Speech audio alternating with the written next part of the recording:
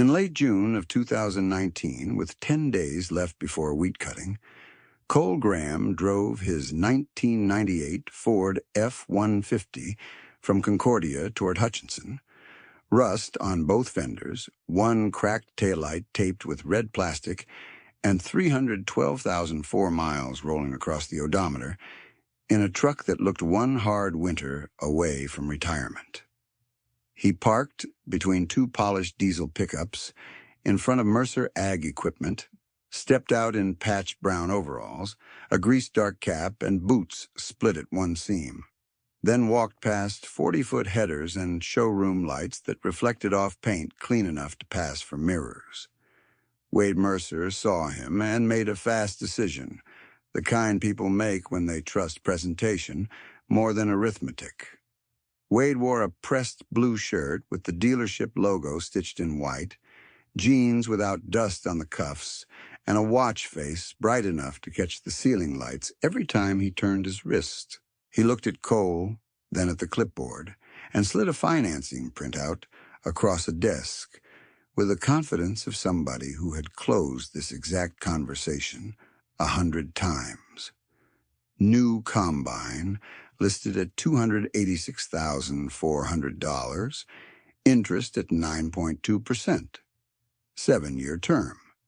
Monthly payment $4,602, annual burden $55,224 before insurance riders, before seasonal maintenance packages, before depreciation started clawing through resale value. Cole read each line once. He did not speak immediately. He pulled a pencil from his chest pocket and wrote on the margin, $55,224 divided by $7.25 wheat equals 7,617 bushels, just to meet note payment. Then he corrected his own figure because he did not count like a salesman counted. Service debt required margin, not gross. At his average variable and fixed cost mix, that payment meant roughly 15,200 extra bushels per year to absorb machine debt safely. That was before 1 gallon of diesel, before 1 hour of hired labor, before one storm day. Wade asked if he wanted to run numbers with trade-in support and seasonal incentives. Cole tapped the paper once and answered quietly, "I do not borrow for steel." Two men waiting behind him at the counter looked over. One gave a short laugh. Wade gave a longer one. Not cruel. Not loud enough to start a scene. Just dismissive enough for everyone in line to understand what he thought he had seen. A stubborn farmer, too proud or too broke to accept modern reality. Cole folded the financing sheet in half, thanked Wade for his time, and walked out without arguing. The automatic glass doors shut behind him, and that was the entire public performance.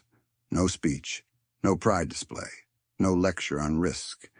What nobody in that showroom knew was that Cole had spent 23 years building a private rule set that treated debt as weather, sometimes forecasted, often underestimated, always dangerous when ignored.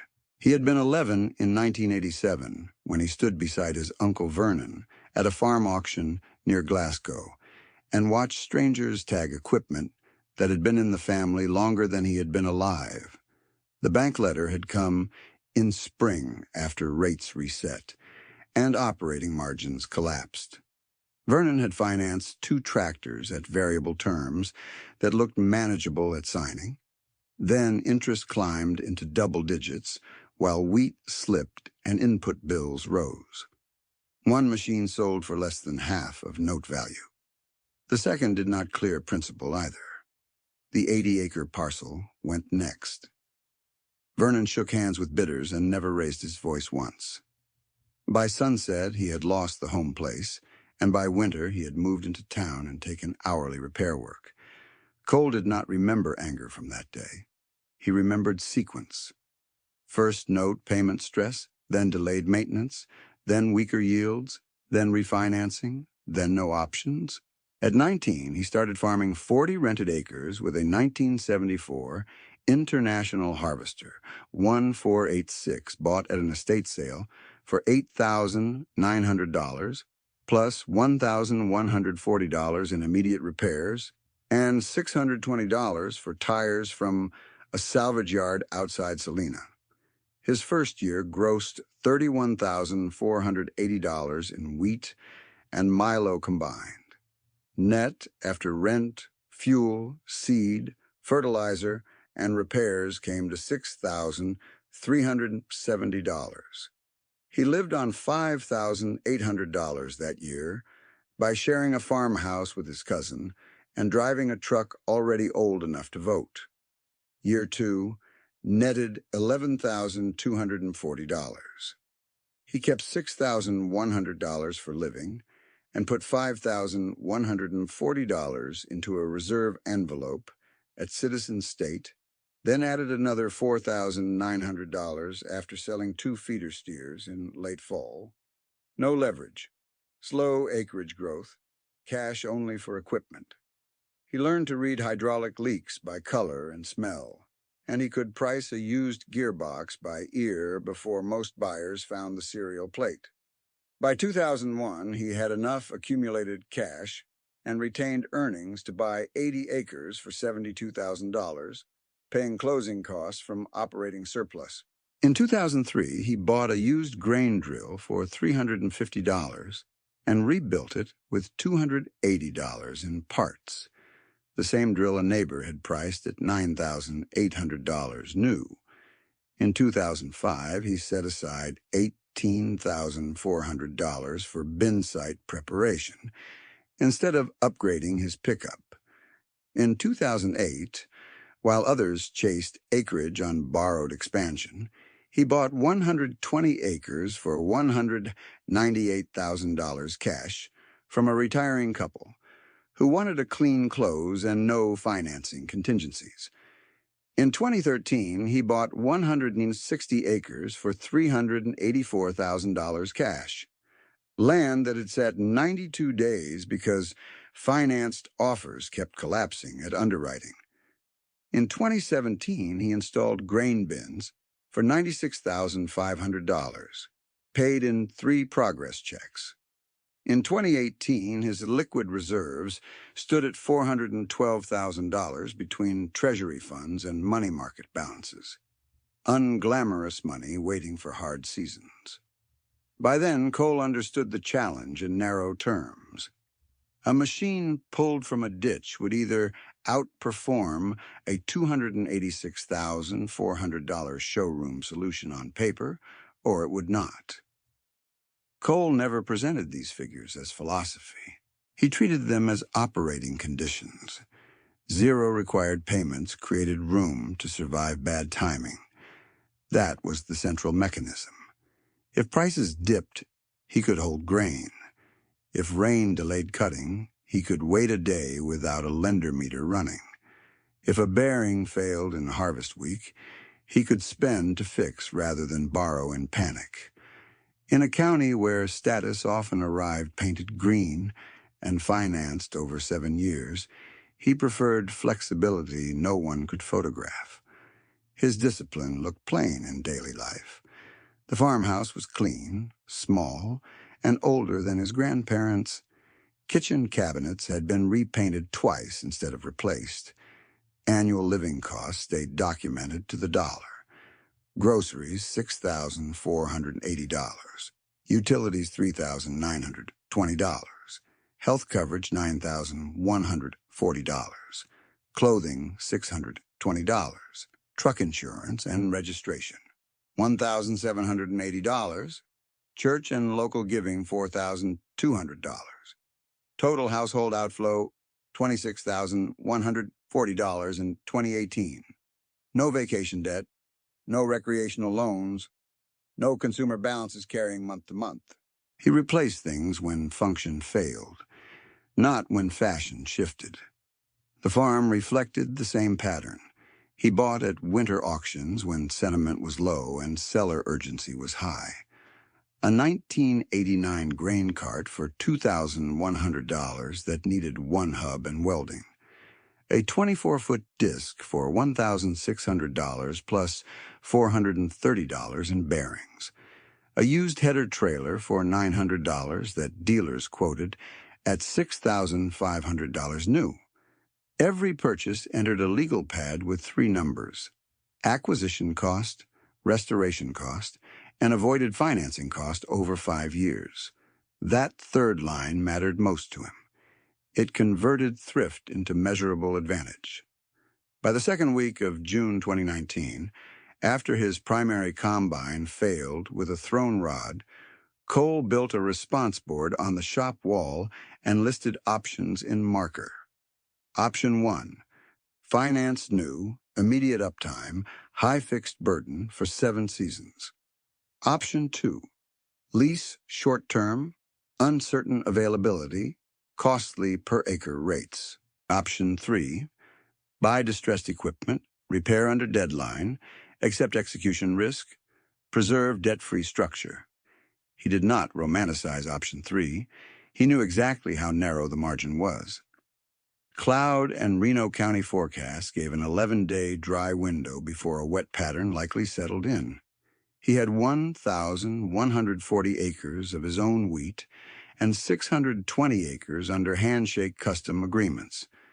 Failure would cost yield, grade, and trust. Still, arithmetic pointed one direction. He wrote a hard cap in black ink.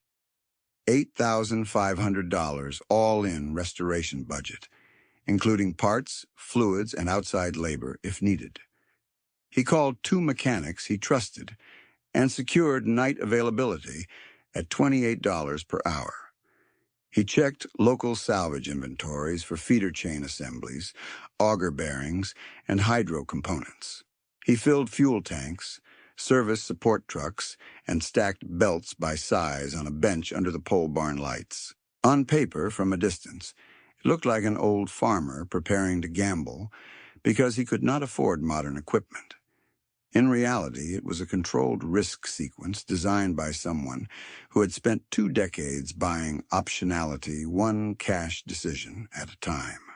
2 mornings after that dealership visit, driving a county road south of Hutchinson, he slowed near a washout by a drainage ditch and saw a shape of yellowed-green steel tipped at an angle where no machine should rest.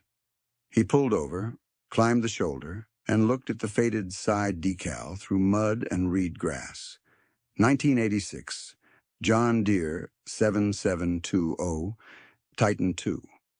Salvage tagged, abandoned by a custom crew that had moved on.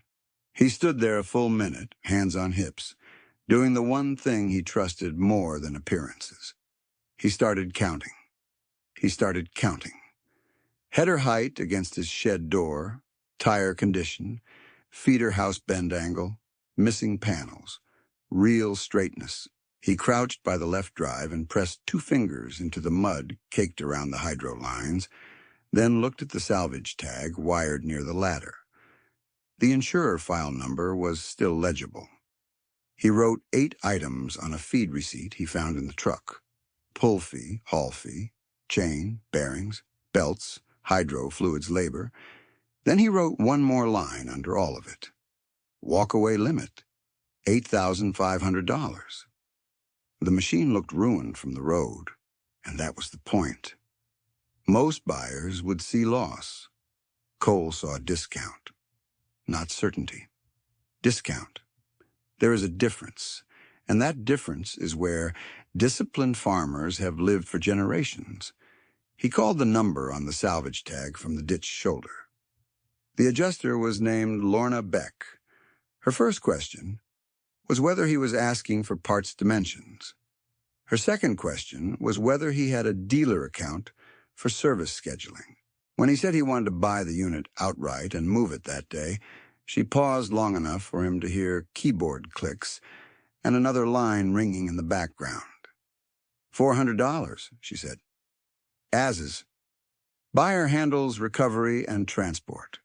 Wire or certified funds. Cash at pickup, Cole answered. Cash is not preferred. It is available now. By late afternoon that same Tuesday, He walked into Plains Recovery Storage south of Hutchinson with the same patched overalls and same cracked boots that had drawn laughter at Mercer Ag Equipment. The front desk clerk looked past him twice before asking what he needed. Behind her sat a wall of framed photos of rebuilt trucks and a steel coffee mug with a luxury pickup logo on the side. Her nails were clean enough to flash under fluorescent light each time she turned a page. "I'm here for the 1986 7720 salvage unit," Cole said. The yard manager, Brent Haskell, came out from an office in a pressed black polo and white-soled work shoes that had not seen mud that week. He scanned Cole once, then glanced toward the parking lot, where the 1998 Ford leaned slightly left from an old spring issue and idled with a faint belt chirp. "You know that combine is a sunk cost, right?" Brent said. "We usually strip those. Your best move is probably to leave this one and lease newer for harvest."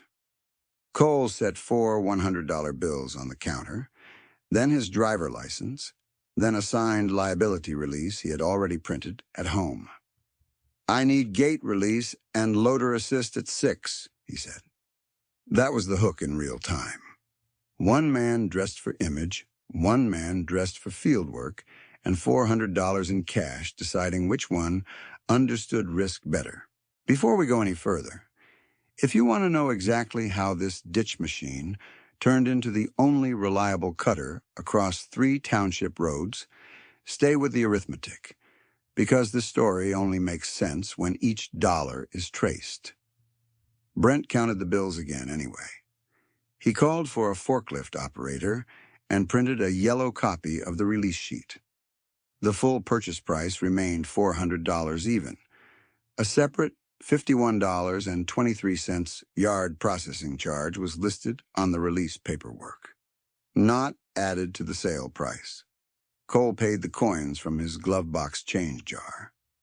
Brent did not laugh, but his expression shifted from dismissal to curiosity, the first sign he suspected this was not a panic purchase.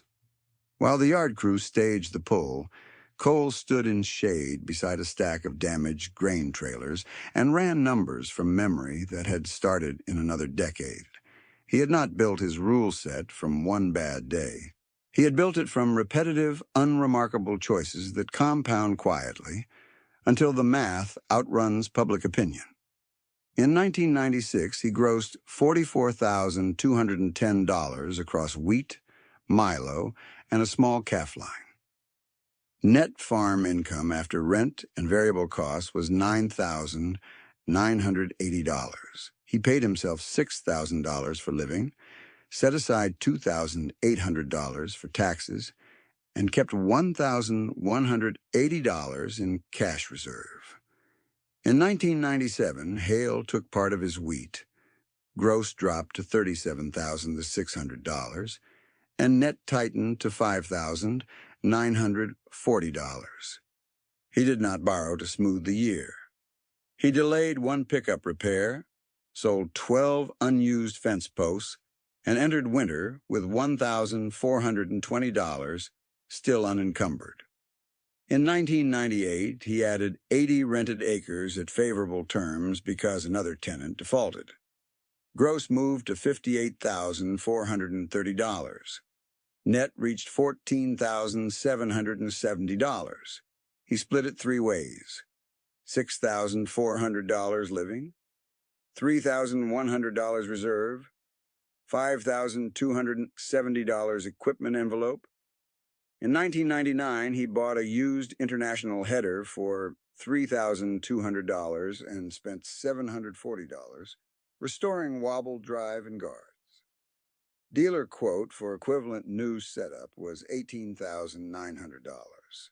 Avoided finance cost over 5 years at 8.1% was about $4,150 in interest alone.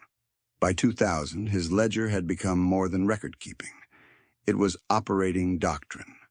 Every line had acquisition cost, restoration cost, expected service life, and debt avoided. That 4th line changed behavior. It let him compare two futures on paper before emotion entered.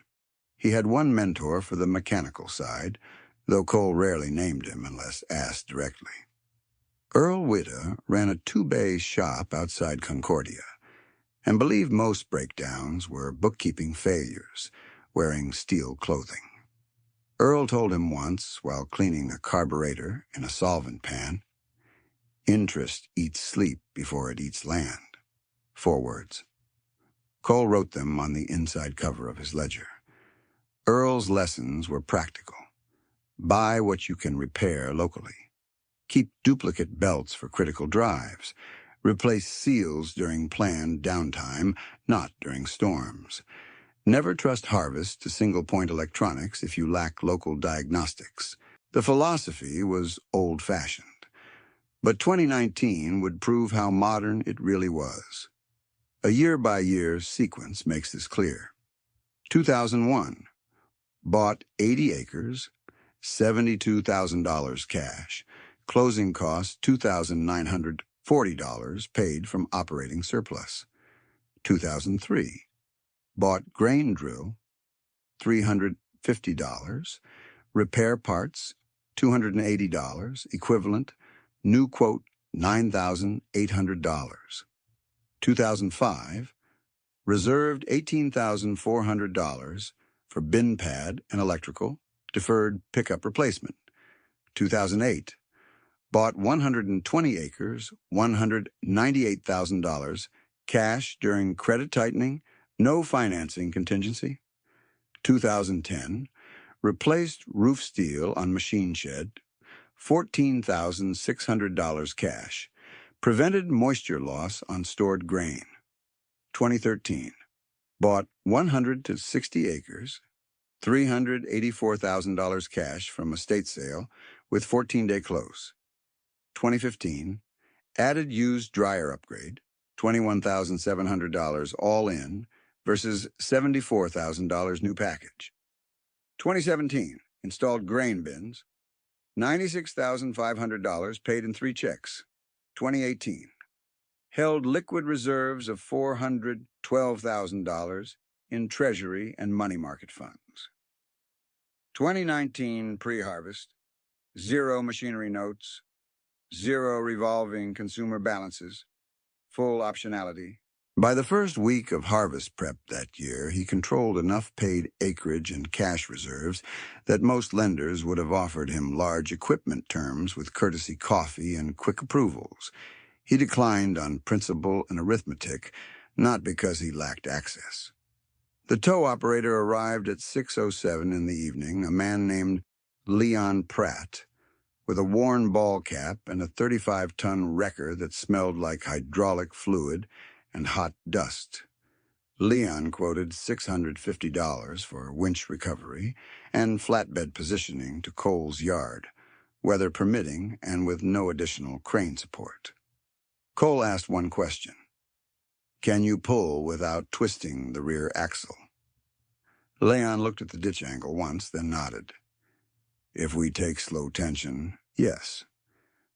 They took slow tension. 92 minutes to straighten, 34 minutes to load, 2 extra chains to secure the rear.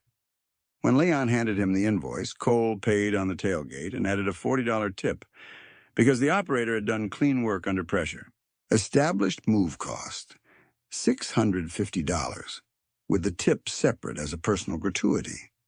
3 days passed before Wade Mercer called again, this time from a number Cole recognized but almost ignored. Wade did not open with greeting. "Cole, I heard you bought that ditch wreck. I can still lock a rescue package at 10.1% if you sign this week. You do not have enough dry days to experiment." Cole listened. He did not debate history, status, or pride. He gave Wade one sentence: "If repair cost clears cap, I stop." It was not bravado. It was risk control. By Thursday night, under pole barn lights that turned every floating dust grain silver, he and 2 hired mechanics began teardown. One was Javi Rendon, 38, calm hands, former diesel tech.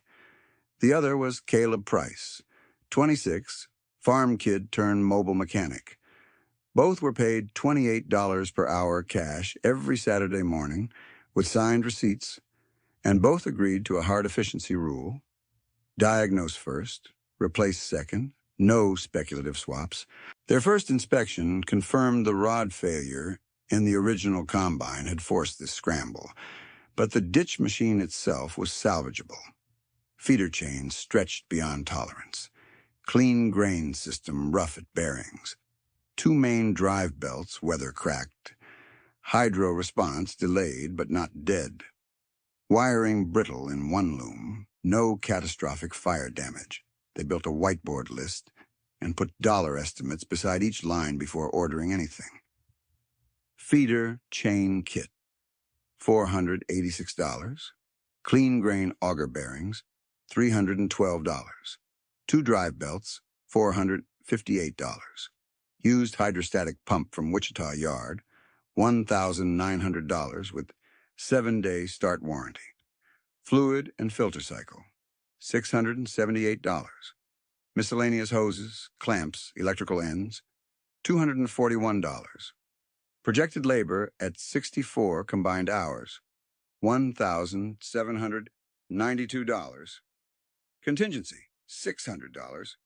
Projected subtotal, $6,467 before diesel. He stood back, looked at the board, and drew a rectangle around the number with black marker. It sat well under cap, but not by enough to get comfortable. Discipline is often that narrow. If one hidden failure surfaced, they would be near the ceiling. The early discipline that made this possible was not glamorous. It was inventory bins labeled by belt width. It was bolts sorted in coffee cans by thread pitch. It was 2 rebuilt alternators on a shelf because harvest does not wait for shipping. It was annual household expenses kept low enough that farm cash could remain farm cash. In 2018, he had spent $620 on clothing for the year and $1,780 on vehicle registration and insurance combined. While setting aside 6 figures in liquid reserves, he did not perform sacrifice as identity. He practiced it as strategy. Near midnight, Javi test-fit the feeder components while Caleb primed the hydro line. Cole cleaned mating surfaces and torqued housings by hand, then rechecked each fastener in sequence. Outside, the old Ford sat by the shop door, rust catching moonlight like dull copper, looking exactly like what everyone assumed he was. Undercapitalized behind, one breakdown from trouble. Inside the barn, the arithmetic said the opposite. Return the fixed act. Start directly with the narrative. Inside the barn, the arithmetic said the opposite. Javi tightened the last clamp on the return line while Caleb read torque values off a folded manual, and Cole stepped to a shelf, pulled down a black ledger, and opened pages softened by dust and thumb grease. He did not open it for nostalgia. He opened it because every decision on that whiteboard had a precedent somewhere in those lines. A feeder chain was never just a feeder chain. It was another test of whether cash discipline still produced better odds than borrowed speed. He ran a finger down entries from the years when most of his neighbors were told expansion required leverage. In 2001, after buying the first 80 acres for $72,000 cash, he farmed 300 total acres between owned and rented ground, cut average wheat at 43 bushels per acre, sold a blended price of $3.02, and finished the year with $18,340 retained after taxes and household spending. In 2002, dry weather reduced yields to 31 bushels, and retained earnings dropped to $4,870, but no lender called and no payment schedule tightened around his neck. In 2003, with better rains and careful fertilizer timing, retained earnings rose to $22,610 and he moved $15,000 straight into short-term Treasury notes instead of replacing his truck. By 2004, the pattern was set. Annual farm gross moved in uneven steps, but required outflow stayed controlled. Operating expenses increased from $62,400 to $71,900 as acreage grew. Yet machinery notes remained zero. He spent $1,920 that year on preventative repairs during winter and avoided a spring breakdown that would have cost an estimated $9,400 in emergency downtime and rush parts. That gap mattered. It always mattered. Cole had built a simple formula that he trusted more than market chatter. Retained earnings minus living costs minus planned capital equals next year optionality. He wrote the formula at the top of every January page. Optionality meant he could buy when others were forced to sell. Optionality meant panic belonged to someone else.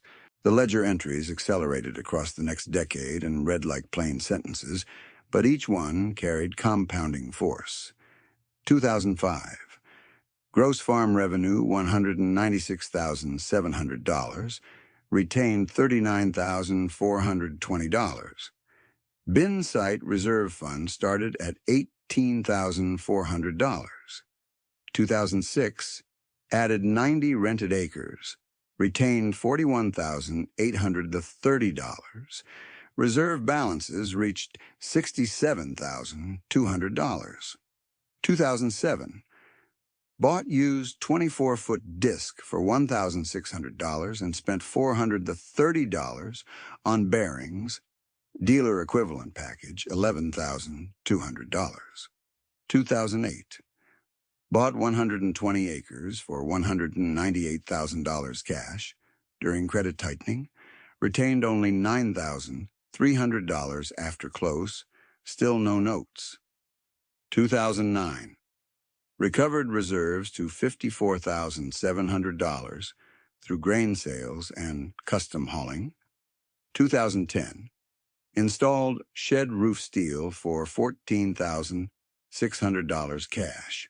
Reduced spoilage and weather loss by estimated $6,800 annually. 2011. Retained $63,100 after a strong wheat year, shifted $40,000 to money market. 2012. Held cash and waited while land prices inflated. 2013. Bought 160 acres for $384,000, cash from an estate needing fast settlement. 2014. Price slump year. Retained $17,900, survived without restructuring because fixed payments were still zero. 2015. Dryer upgrade $21,700 all in versus $74,000 new. Fuel efficiency gains cut drying cost per bushel. 2016. Retained $71,400, added treasury ladder. 2017. Grain bins installed for $96,500 cash. 2018. Liquid reserves closed at $412,000. 2019 pre-harvest. Zero machinery debt. Zero revolving balances. Full control of timing. By dawn on Sunday, they had 71 labor hours logged, and Cole wrote every one of them into the same book. Javi 34.5, Caleb 36.5, both at $28 per hour, labor subtotal $1,988. Parts invoices were clipped in order of purchase and totaled $4,075 by that point. Tow and recovery stood at $650. Purchase price of the machine remained $400. He kept a running line in the margin. Total committed $7,113, including labor and transport, plus diesel still to be burned in test runs. The hard cap at $8,500 had not broken. On the first Monday of July, Cole sat at his kitchen table under a yellow overhead light and extended the same arithmetic into harvest planning. If the rebuilt combine held and he cut his 1,140 acres, plus 620 custom acres at $42 per acre, gross custom revenue alone could reach $26,040 on the contracted 620, with upside if emergency calls came in. If the machine failed halfway through, he would stop and reevaluate without dragging 7 years of debt behind one bad week. That was the distinction he guarded. For Cole, the underlying question had never changed. When pressure rose, did a farm buy certainty at any price, or design limits that kept one bad season from taking the land? That question sat under every line in his ledger. By then, the county had already split into two financial camps, though few people described it that way aloud.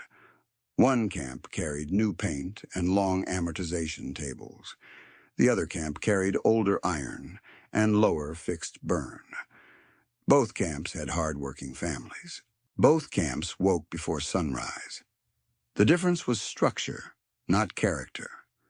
Travis Neal was 39, sharp operator, respected by everyone who watched him work.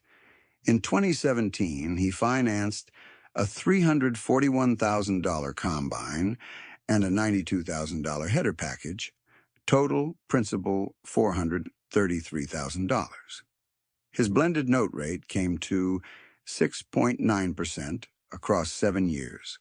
Monthly payment, $6,410. Annual debt service, $76,920 before insurance and seasonal maintenance contract fees. At $7.20 wheat and strong yields, he could cover it. At $5.48 wheat after a price slide, with one weather delay and 2 rotor sensor failures, margin collapsed. He missed 2 payments in 2019, then gave up 640 rented acres when his landlord chose a lower-risk tenant with stronger liquidity. Maria Espinoza operated with precision and grit that no spreadsheet captured. She carried $1.12 million across machinery, land note obligations, and operating lines after expanding cattle and row crop in overlapping cycles. Her weighted interest burden rose from 5.8% to 8.7% as credit conditions tightened, which pushed annual finance costs above $97,000. Then feed and input bills climbed at the wrong time, and she sold part of her cattle line at a loss to satisfy short-term covenants. Filing Chapter 12 was not failure of work ethic. It was the legal bridge that kept her home quarter in family hands when cash timing turned against her. Ben Holt refinanced twice, trying to stretch cash flow through low-price years. His first restructure lowered near-term pressure, but the second converted portions of fixed debt into variable terms tied to rate movement. When rates reset from 6.4% to 11.3%, his interest outflow rose faster than crop revenue. Drought insurance did not fully cover fertilizer and fuel escalation, and one denied claim on a technicality cost him nearly $48,000 in expected support. He went under after harvest, not because he was reckless, but because sequence turned hostile and debt amplified every hit. Darren Pike signed variable rate machinery debt with an October balloon attached to a strong yield assumption. The assumption failed. Basis widened, trucking delays pushed delivery, and his cash receipts arrived after the balloon date. The lender enforced terms. His father's 320 acres were auctioned under gray skies, with the neighbors standing along the fence line, hats in hand, silent. Darren did not blame anyone publicly. He took day work, then started rebuilding with rented ground. Cole knew each of those stories by name and by number, and he never used them as cautionary theater. He had stood at too many sale barns and too many kitchen tables to confuse hardship with a weakness. Debt had one job in bad years. It removed time. By the second week of July, the broader crisis sharpened. Wheat had traded above $7 per bushel in moments earlier, then slid toward the mid-fives as export demand softened and basis weakened at local elevators. Meanwhile, key input categories did not fall in sync. Diesel held stubbornly high. Parts freight surcharges increased. Seasonal labor rates climbed because too many farms needed emergency help at once. For growers carrying heavy notes, that mismatch was brutal. Income moved down while fixed obligations stayed rigid.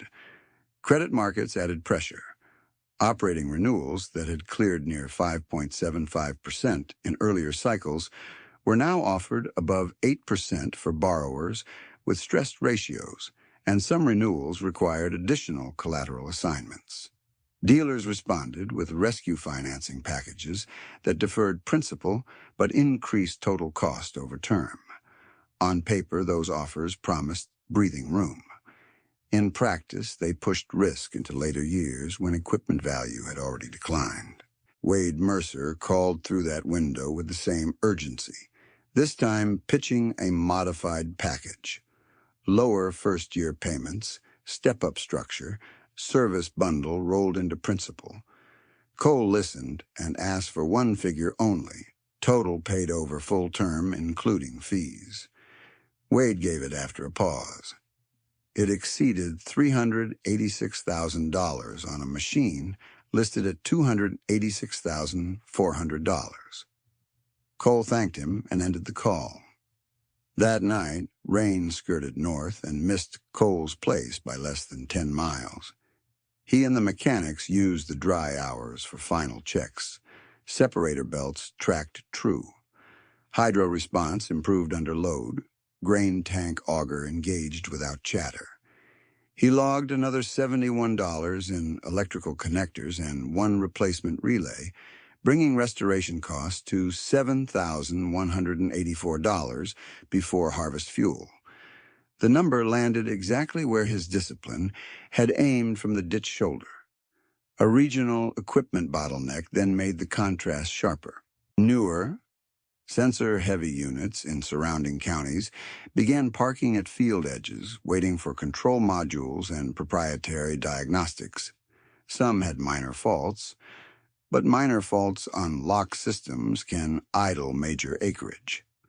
Cole's rebuilt mechanical combine did not care about software authorization. It cared about belts, bearings, pressure, and temperature, all of which he could measure and service with local parts and ordinary tools. By midweek, calls started coming from farmers who had once viewed his approach as outdated. One needed 25 acres cut before a storm cell. Another needed 80 done because his machine had been down 4 days awaiting a technician. Cole did not lecture. He quoted the same custom rate and wrote names in order.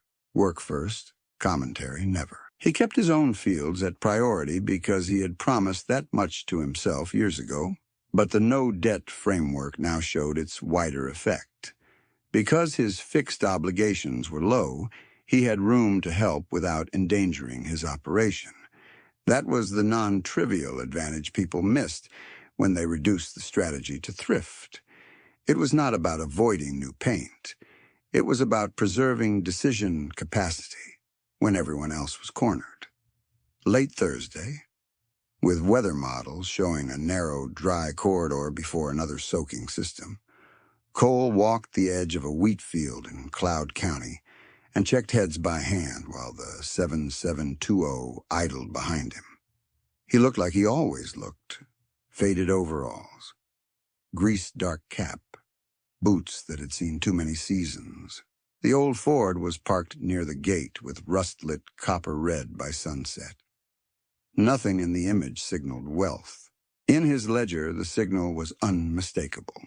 Controlled costs, paid land, liquid reserves, and zero machine notes at the exact moment fixed payments were pushing neighbors toward forced decisions. That was when crisis stopped being abstract economics and became harvest triage. Cole climbed the ladder, settled into the seat, and pulled the header into standing wheat as the county raced the weather.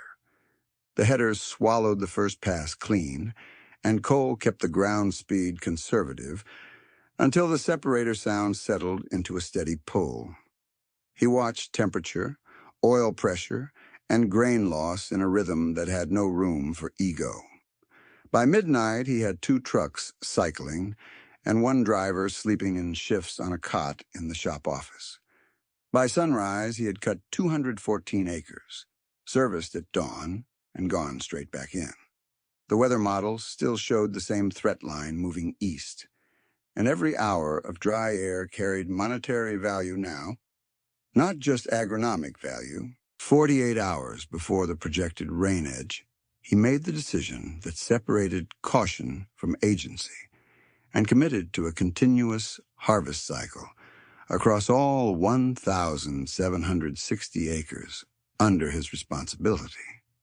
That choice looked reckless if you only saw the machine's paint. It looked disciplined if you saw the prepared system around it. Fuel tanks were staged.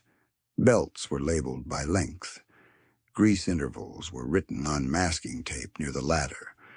Javi and Caleb rotated inspections at midnight and 4 in the morning. Cole ran the combine himself through most of the high-risk blocks, then handed short windows to a trusted operator while he checked moisture and coordinated truck routing.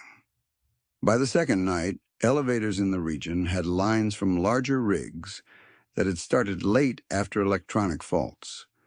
Cole's loads arrived on schedule because his repair logic was local.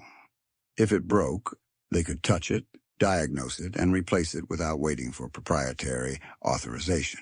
3 days into that run, Wade Mercer drove to Prairie Horizon Elevator, expecting the ending he had predicted in his own mind.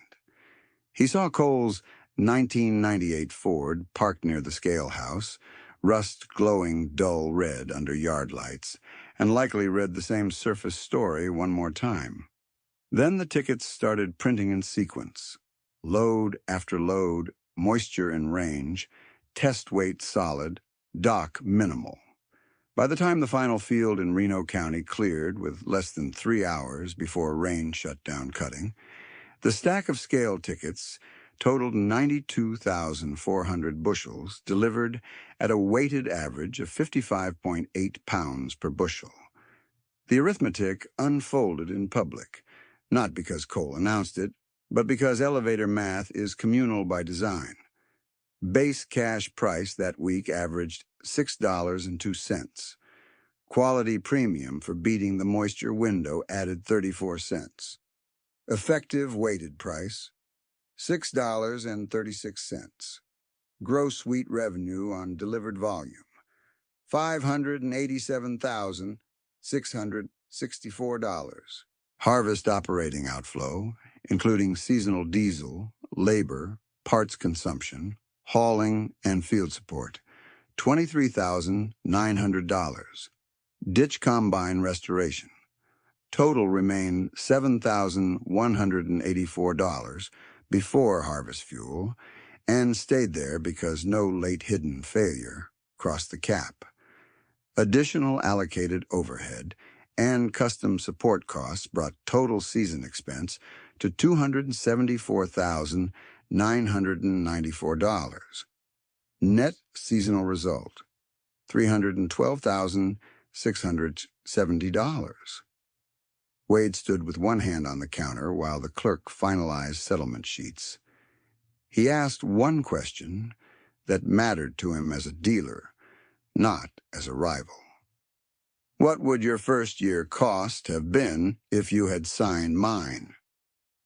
Cole pulled the folded quote from his ledger and answered without emphasis.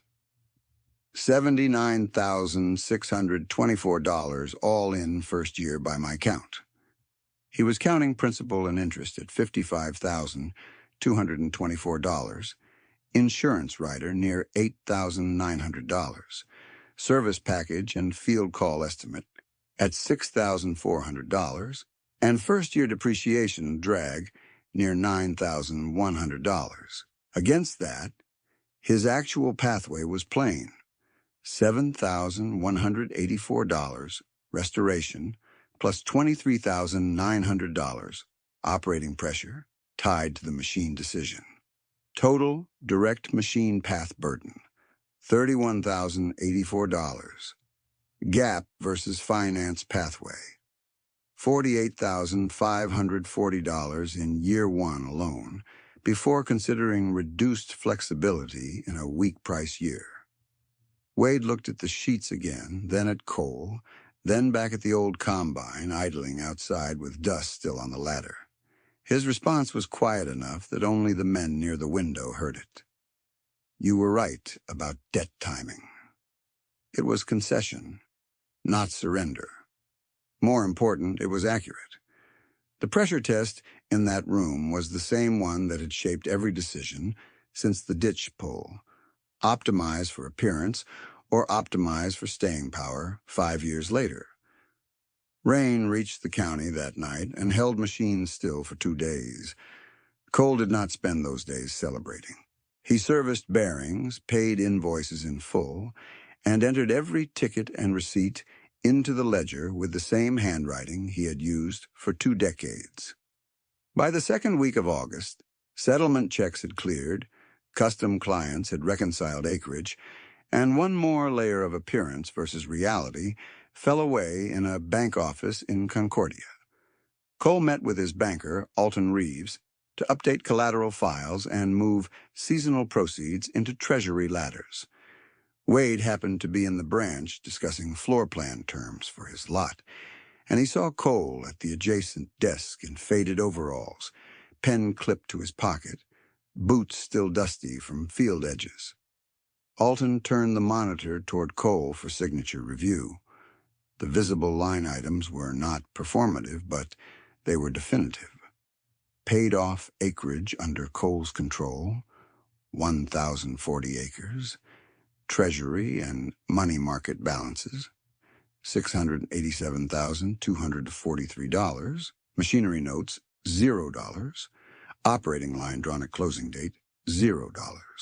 Conservative land valuation used by the bank at that time implied total net worth near $5,903,000 after modest liabilities. Wade did not speak in that moment. He only nodded once, the way people do when a framework in their mind has to be rebuilt in real time. By the first week of December, Cole invited 4 farmers to his shop office for coffee and contracts, not charity theater. Travis Neal arrived first, then Maria Espinosa, Ben Holt, and Darren Pike. Each had lived the cost of bad debt structure. Each had also kept working through it.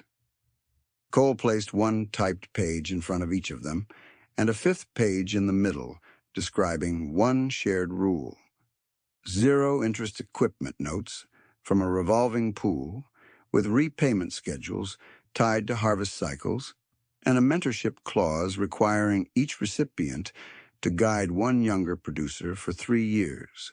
He funded the pool at $1,200,000 from his own reserves and post-harvest allocations. Travis's note was $85,000 for a used combine and header package with known service history, inspected compression data, and no variable rate trap.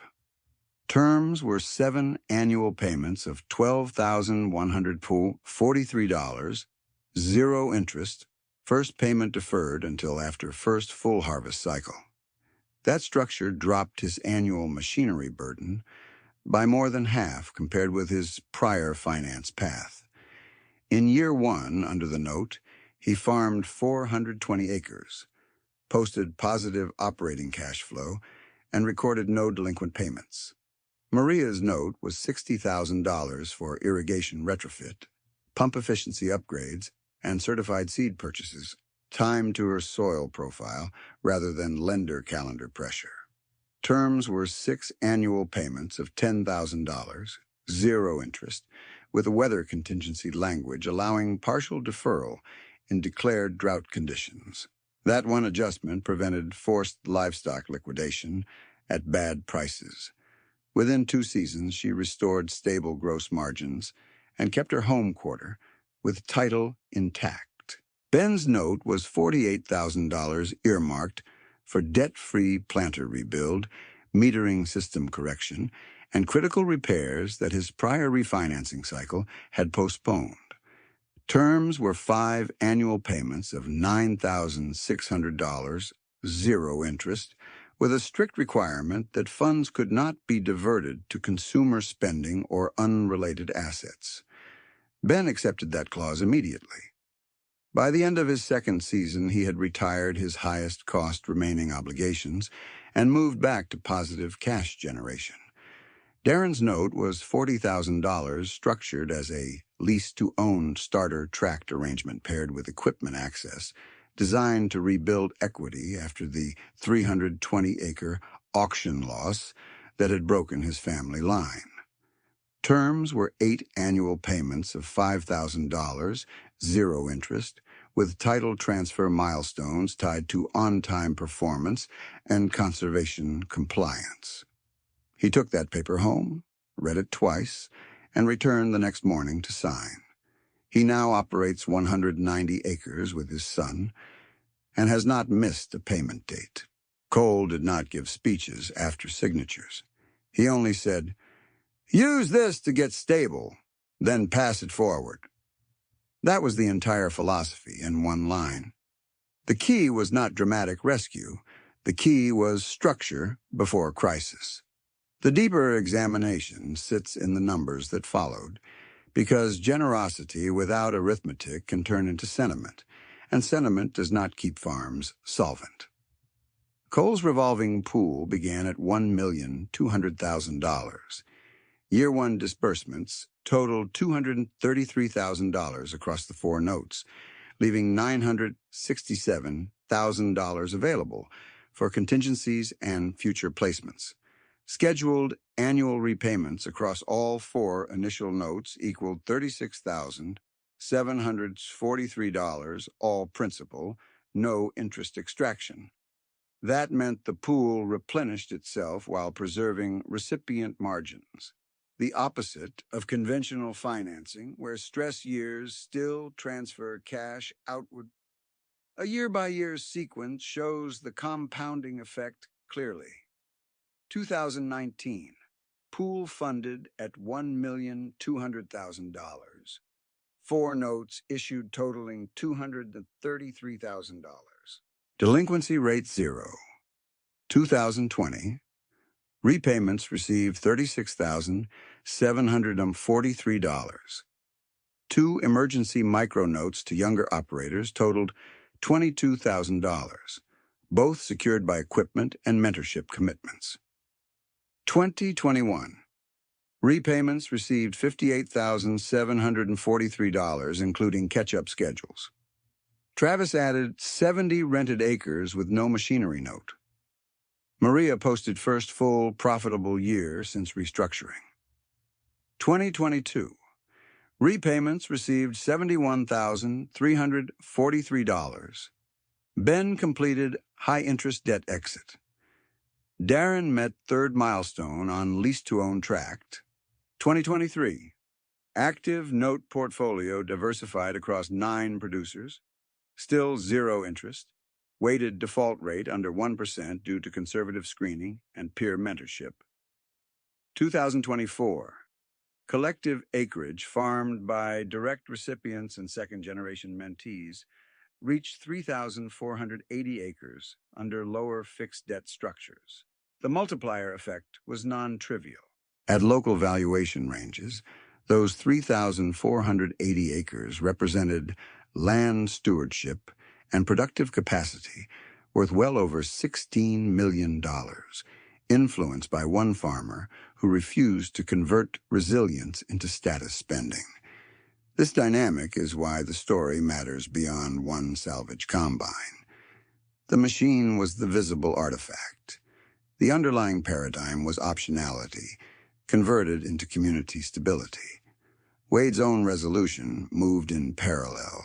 He did not abandon new equipment sales, but he restructured his dealership model around transparent total cost comparisons, inspected used inventory, and financing terms that showed full lifetime payment projections on the first page.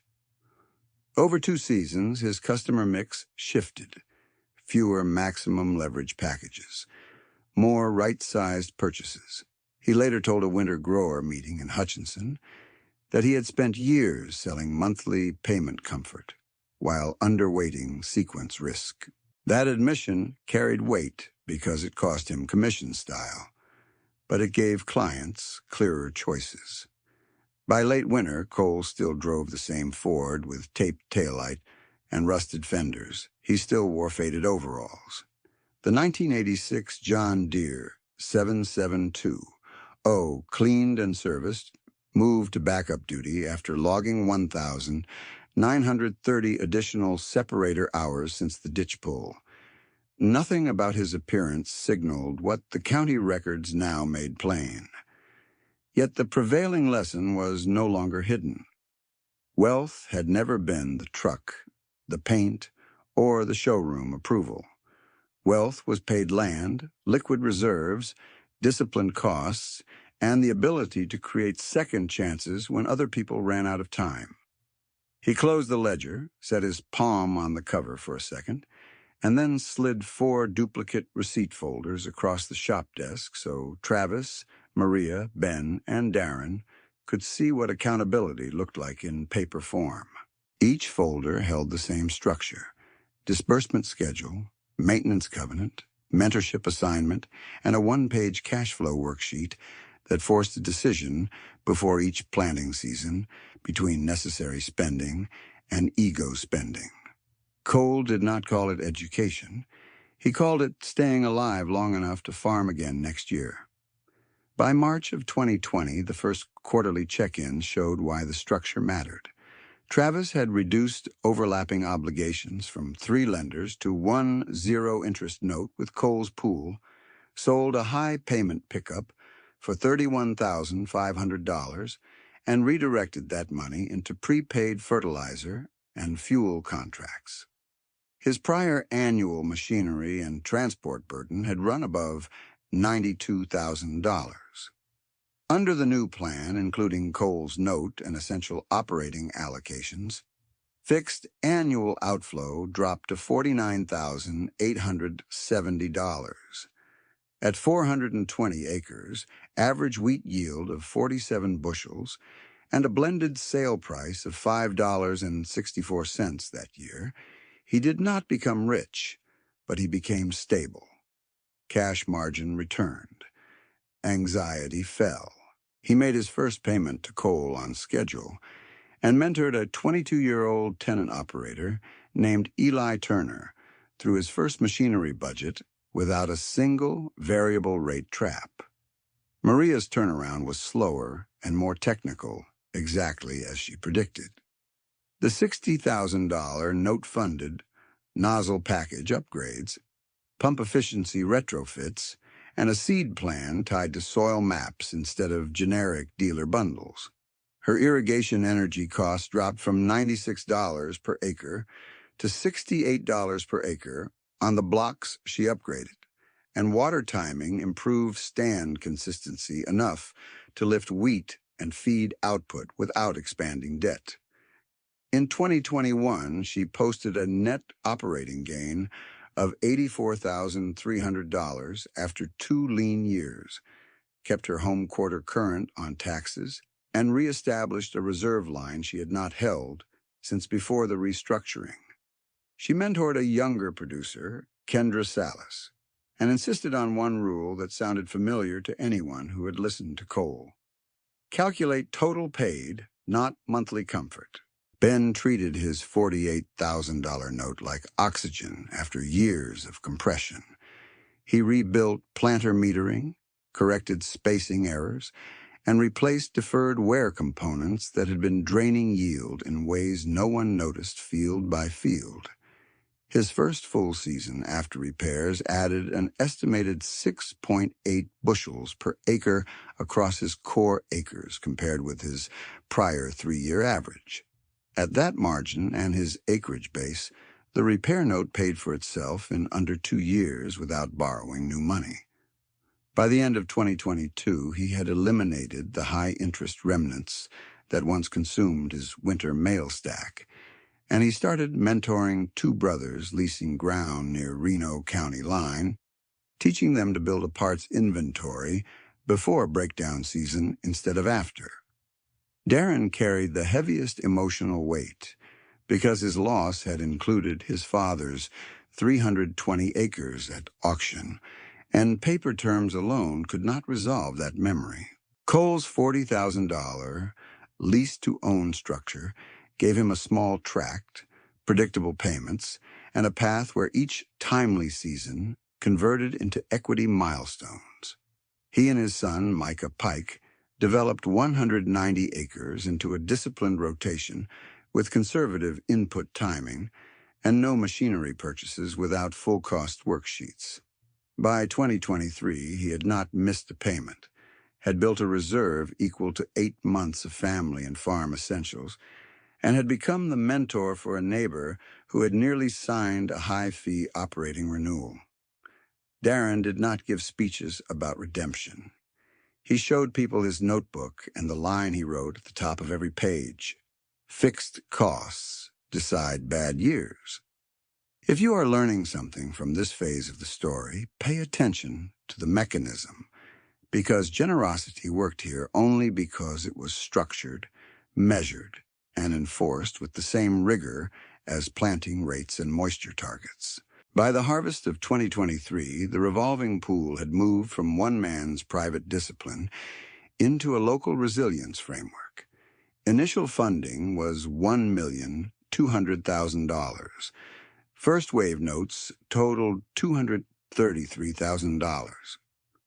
Repayments from the first 4 borrowers, plus 2 micronotes that were repaid in full, brought cumulative principal returned to $214,829 by late 2023, while delinquency remained near zero. Cole then approved additional, carefully screened placements, never above conservative collateral ratios, never without mentorship commitments.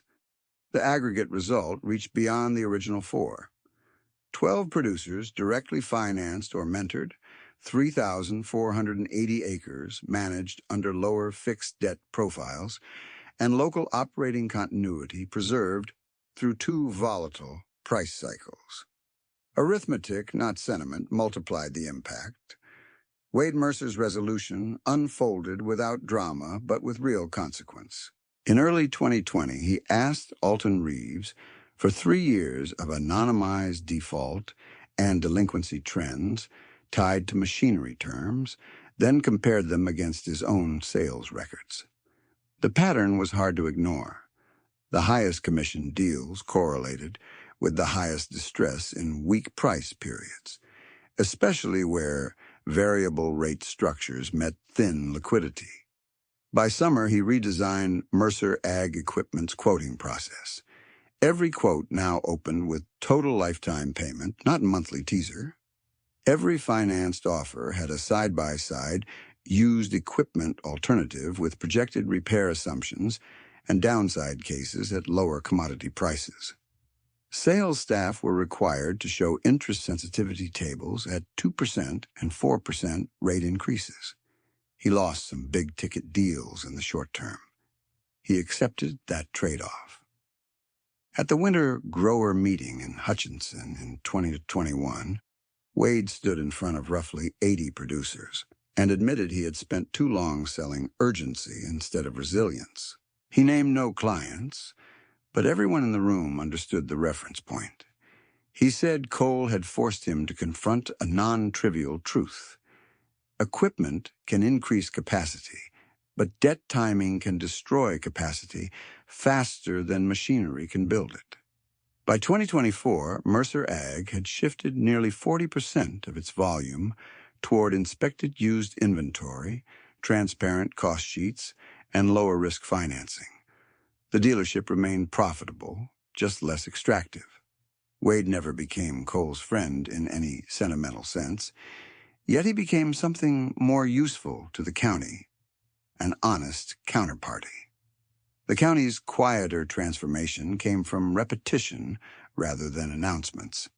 Shop talk changed from "what's the monthly" to "what's the total if wheat drops $1." Borrowers started carrying downside worksheets to lender meetings instead of glossy equipment brochures. Mentorship became practical and specific. Pre-season parts lists, contingency fuel plans, and written triggers for delaying upgrades when margins tightened. The doctrine that had shaped coal for years spread without branding, one ledger page at a time, and it made the local system harder to break when weather or price cycles turned against it. By late October of 2024, the roll call was clear enough to read like a county ledger.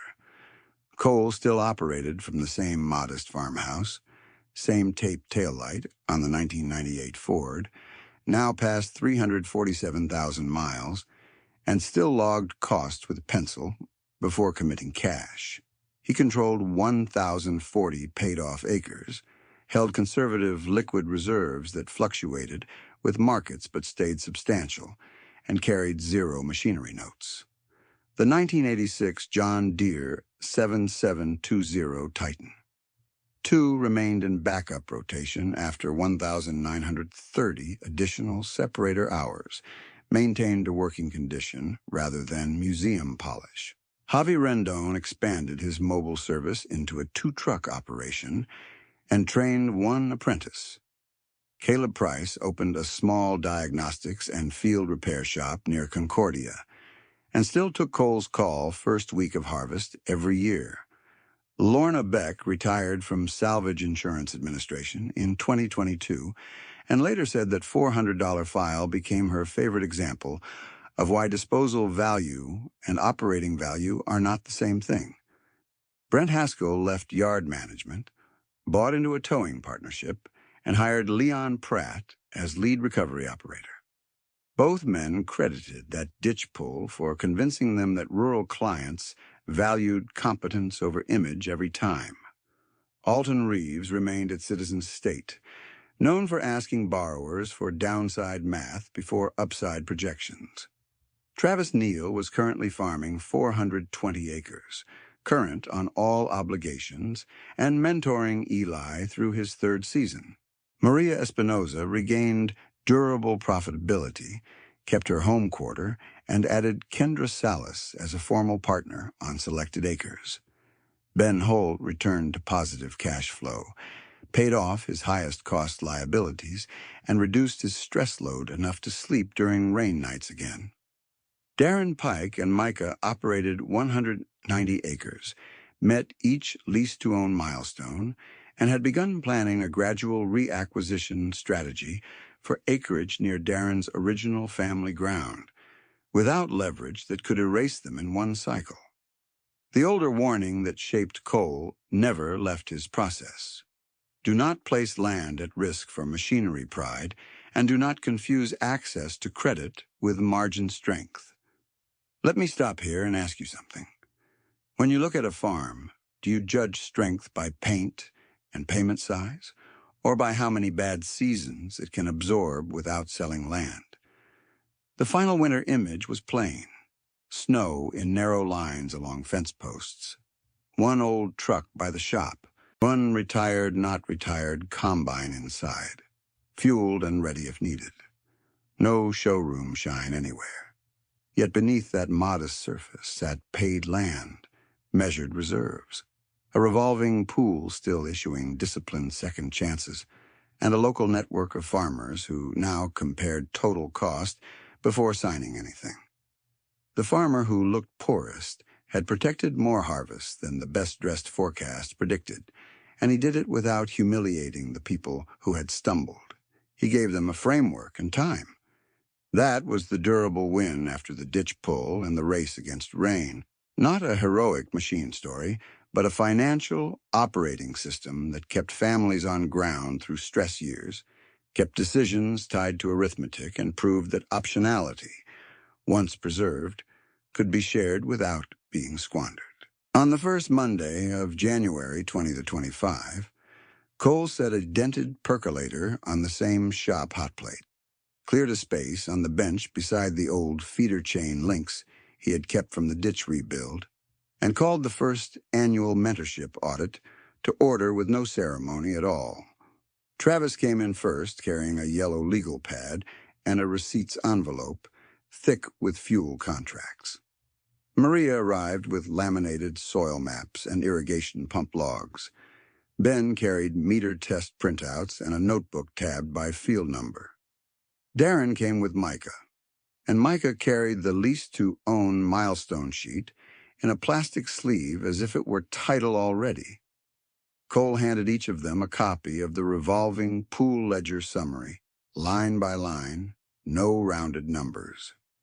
Pool opening principal, $1,200,000. Total notes issued through 2024, $611,000. Principal repaid to date, $289,743. Outstanding performing balance, $321,257. Delinquent balance over 30 days, $0. Mentorship placements completed, 14.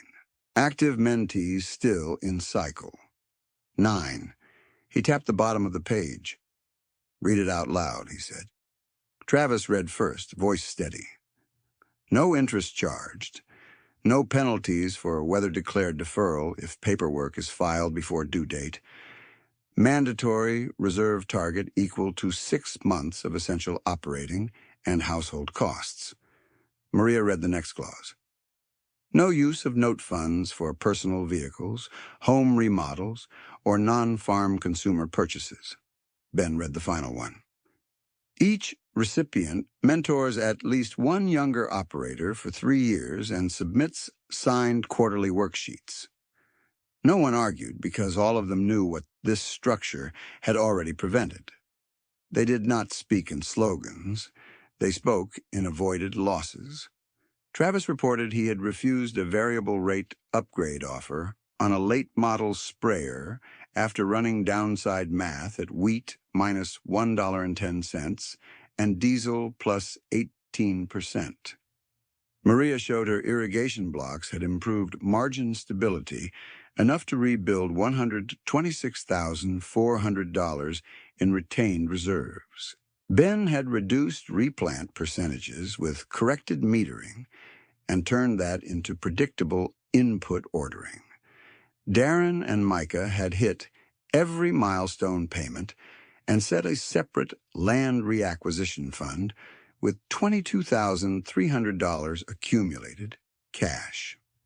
By the 3rd week of April, the Cascade had moved beyond the original 4. Eli Turner, mentored by Travis, leased 140 acres and bought a used drill package for $19,800 cash after rejecting a financed option that would have cost $31,200 total with fees. Kendra Salas, working with Maria, negotiated seed terms on prepay discounts and saved $8,740 in one season. 2 brothers Ben coached built a shared parts inventory instead of separate, high-interest emergency purchases and cut in-season downtime by 11 machine days. A framework had become habit. The multiplier looked abstract until Alton Reeves put it on a whiteboard at Citizen State during a spring producer workshop. He wrote 3 lines in blue marker. Average fixed debt service reduction among direct recipients, 34.6%. Average liquidity months gained from 1.8 to 7.2. Acres currently operated by direct recipients plus mentees, 3,960. Then he translated it into stress survival. At current cost structure, he said, that liquidity shift alone means most of these operations can absorb one bad yield year without forced land sale. The room went quiet because everyone knew exactly what that sentence was worth. Wade stood along the wall for that workshop, hands in jacket pockets, listening rather than selling. When questions opened, One older grower asked him if Mercer Ag had really stopped pushing maximum finance packages.